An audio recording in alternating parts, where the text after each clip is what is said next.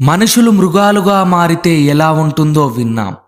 కానీ అదే మృగాలు కాకి డ్రెస్ వేసుకుంటే ఎలా ఉంటుందో తెలుసా?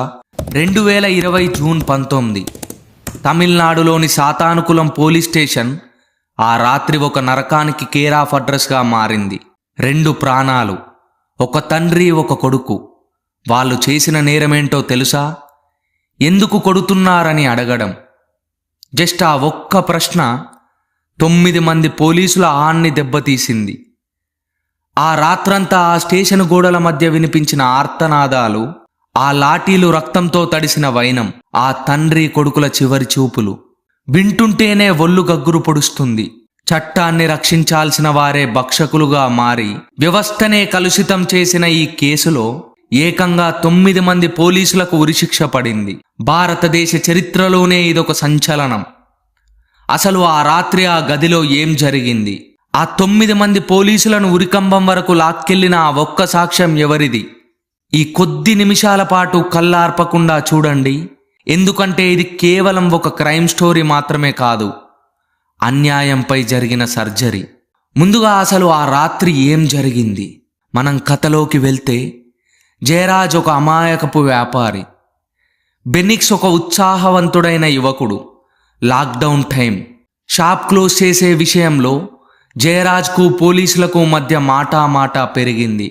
పోలీసులు జయరాజ్ను జీపులో ఎక్కించారు.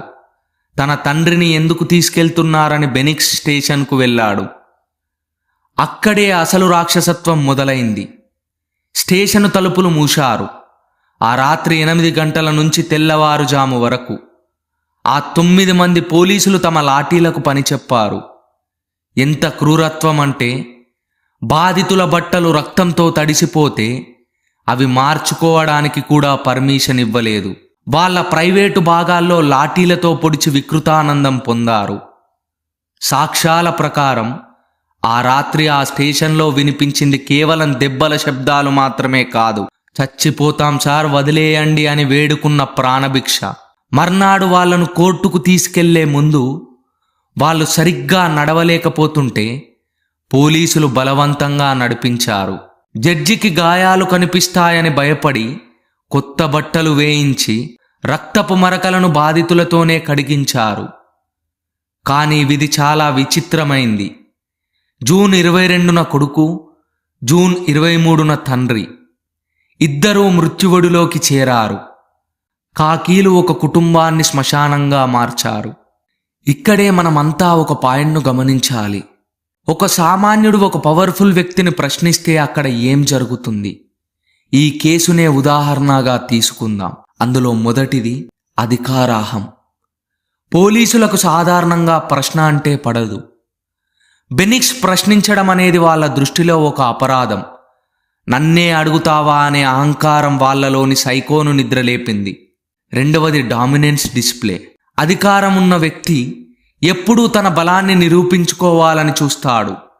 ఎదుటి వ్యక్తి ఎంత నిస్సహాయంగా ఉంటే ఈ డామినేటింగ్ పర్సన్కు అంత కిక్ వస్తుంది. ఆ రాత్రి ఆ 9 మంది చేసింది కూడా అదే. ఒకరిని మించి ఒకరు క్రూరత్వాన్ని ప్రదర్శించి తమ పవర్ను ఎంజాయ్ చేశారు. ఇక third one, the pack mentality. తోడేళ్లు గుంపుగా ఉన్నప్పుడు ఎంత భయంకరంగా ఉంటాయో ఈ పోలీసులు కూడా అలాగే ప్రవర్తించారు.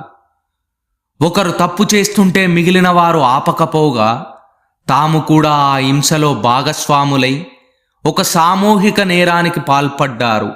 ఒక సామాన్యుడు ఎదురు తిరిగితే ఆ పవర్ ఉన్న వ్యక్తి ఆ భయాన్ని అణచడానికి హింసను ఆయుధంగా వాడతాడు.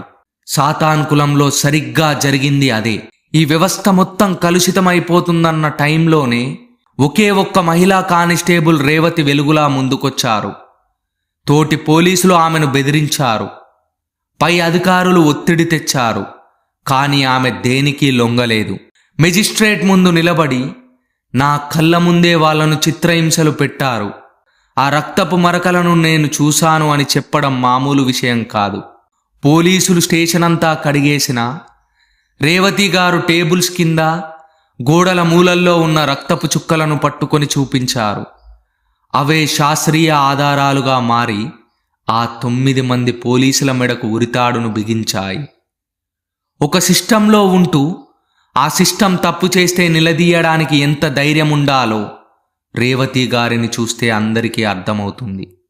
సో ఫ్రెండ్స్, ఆ కోర్టు ఇచ్చిన ఈ తీర్పు కేవలం 9 మందికి శిక్ష కాదు, ఇది దేశవ్యాప్తంగా ఉన్న ప్రతి పోలీసు అధికారికి ఒక వార్నింగ్.